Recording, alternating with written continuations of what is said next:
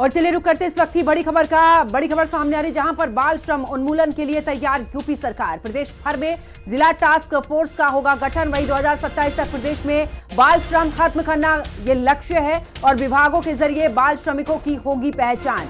12 जून को जन जागरूकता अभियान भी शुरू होगा। तो बड़ी खबर आपको बता रहे, जहां पर 2027 तक बाल श्रम को खत्म करने की पूरी तैयारी, विभागों के जरिए बाल श्रमिकों को जागरूक, और साथ ही 12 जून को जन जागरूकता अभियान भी शुरू होगा। तो बाल श्रम उन्मूलन के लिए तैयार यूपी सरकार। प्रदेश भर में जिला टास्क फोर्स का गठन होगा। इसी के साथ 2027 तक बाल श्रम खत्म करना लक्ष्य है और साथ ही विभागों के जरिए बाल श्रमिकों की पहचान भी होगी। तो 12 जून को जन जागरूकता अभियान शुरू होगा। इसी के साथ बाल श्रम उन्मूलन के लिए तैयार यूपी सरकार। तो इस वक्त की बड़ी जानकारी आपको दे रहे, जहां पर प्रदेश भर में जिला टास्क फोर्स भी तैयार। 2027 तक बाल श्रम खत्म करने का लक्ष्य जो है वो रखा गया है। और ज्यादा जानकारी के लिए हमारे सहयोगी विक्रम राठौर हमारे साथ में लाइव जुड़ चुके हैं। विक्रम, अगर बात करें बाल श्रम उन्मूलन के लिए पूरे तरीके से यूपी सरकार तैयार है। 2027 वो लक्ष्य रखा गया है कि उत्तर प्रदेश की अगर बात करें तो बाल श्रम को पूरे तरीके से खत्म करना। देखिए, बिल्कुल साफ तौर पर 2027 के लिए एक पूरा लक्ष्य जो है उत्तर प्रदेश सरकार ने तय कर दिया है, जिसके लिए अलग अलग विभागों से डेटा मांगा गया है।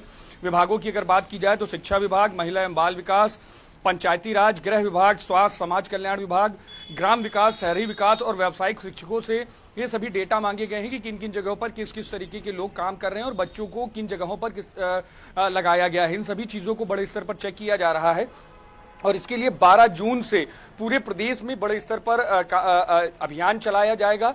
और जिन जिन जगहों पर भी ऐसी शिकायतें आएंगी, जो प्राइवेट संस्थान हो चाहे वो सरकारी संस्थान हो, उन सभी जगहों पर बड़े स्तर पर कार्यवाही किए जाने का काम शासन के स्तर से किया जाएगा। इसके लिए जिला स्तर पर कमेटी गठन करने के लिए निर्देश दिए गए हैं। जिला अधिकारी और समाज कल्याण विभाग के अंतर्गत ये पूरी जो कमेटी है वो हर जिले में बनेगी।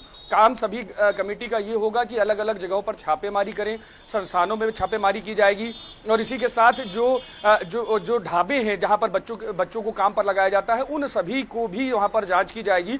और पूरी तरीके से एक 2027 तक के लिए एक लक्ष्य उत्तर प्रदेश सरकार ने तय कर दिया है कि 2027 तक की पूरी तरीके से जो बाल श्रम करवाया जा रहा है उससे प्रदेश को मुक्त कराया जाएगा। जी बिल्कुल विक्रम, देखिए ये पहले से ही है कि बाल श्रम कराना अपराध है और इसको लेकर हमने समय समय पर कार्रवाई भी देखी है कि कई ऐसी जगह, चाहे आपने अभी ढाबों का नाम लिया, होटल का नाम लिया, जहां पर बच्चों से काम कराया जाता है। लेकिन दूसरी तरफ विक्रम, सबसे बड़ा सवाल ये भी खड़ा होता है, कुछ ऐसे भी बच्चे हैं जो अपने परिवार का पालन करते हैं, लेकिन ऐसे में उनके लिए क्या कुछ अतिरिक्त व्यवस्था सरकार की तरफ से की जाएगी, क्योंकि भरण पोषण और शिक्षा ये बहुत जरूरी है देश के लिए।